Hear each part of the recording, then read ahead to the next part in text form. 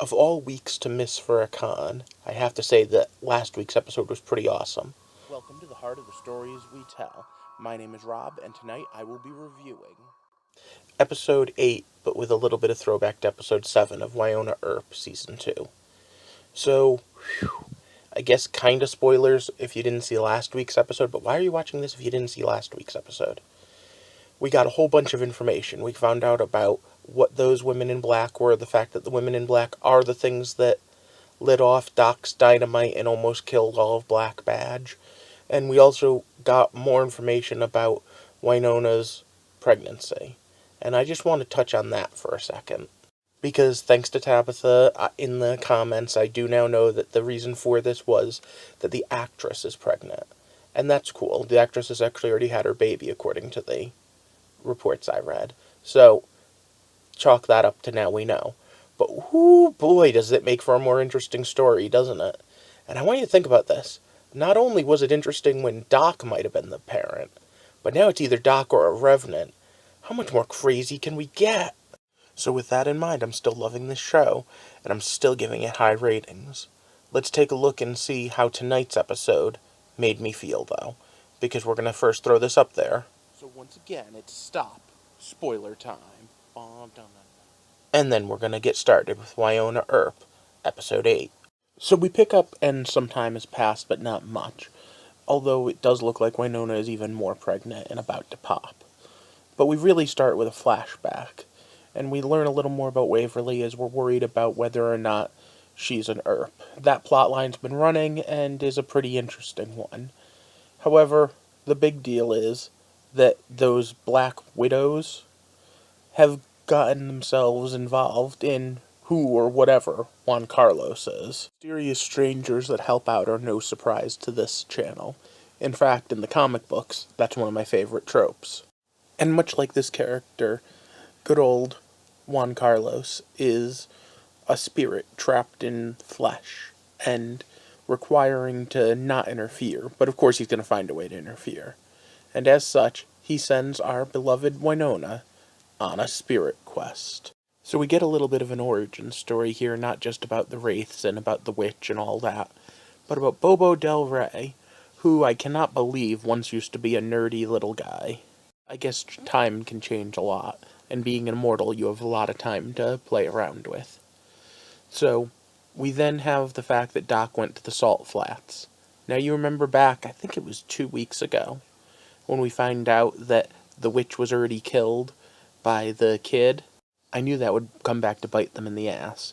But specifically it did because what the kid didn't realize was that the witch had locked away those two in black, and that she was one of the ones that was trying to fight against them ever waking up the demon that was in charge of this city once before.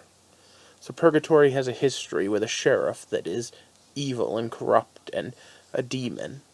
And now I find this funny because if you think about it, Peacemaker was probably magical enough to fight him back then, and just got more of it as we continued on with this story. Now we know who cursed the Earps. Now we know why everything's happening. We even know why Bobo went for those bones, and we also know how Doc's immortality works. It's a ring. It is rather interesting if you think about it. The fact is that a ring is also the thing that he's been running from. Connections, tying down a wedding ring of sorts. He's wedded to the witch, more or less, as long as he wears it. But he's also immortal. And of course we still have the whole who is Waverly really part of the equation. But what I really want to talk about is in the last third of the episode, when they're in the church and Dolls goes all demonistic, and then they go to burn down, and they have that really cool rhyme they say. What is it? It's a brothel, church, home, or barn. These house of men, all will burn. Now, I kind of expected that Dolls was going to have a problem in a church because he already has some sort of demon in him. But that was just so awesome. I am left wondering, though, how much of this was planned out ahead. How much did they know about the Revenants when they started the series, and how much of the witch's plan and how Doc's immortality works Part of me wants to go back, I think the first season's on Netflix, and see if Doc's even wearing a ring during the first season. Next week I expect there to be a lot more about him with the coming attractions they put. But of course, that's all just completely ignoring the absolute end scene. But before we get to that, I just want to ask you, notwithstanding the last scene, what did everyone think of tonight's episode? Did you like the information we got, the fact that things are being explained? I always love it when shows don't leave things to the last minute myself. And Wynonna Earp is doing pretty good at answering the questions instead of leaving them just hanging. But okay, let's get down into the weeds of those last few seconds there, shall we? Bobo Del Rey is back, on his feet and moving. And since Officer Hot hid the information from Waverly that she's not an Earp, I wonder if something from last week isn't going to come back. Remember that Revenant, the one that might be the father, told Wynonna, hey, it's happened before. A Revenant did father a child. Could she be Bobo Del Rey's child?